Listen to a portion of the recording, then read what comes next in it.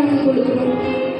அப்படியே first prayer பண்ணிட்டா குழந்தைங்களை வந்து அவங்களோட பெற்றோரையும் கொல்றாங்க, பெற்றோரை வந்து குழந்தைங்களையும் கொல்றாங்க.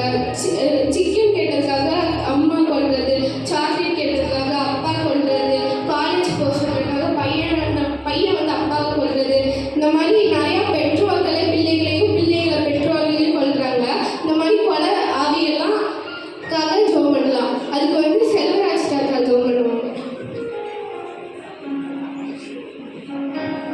செல்வராஜ் தாத்தா அதுக்காக ஜோம் பண்ணுவாங்க.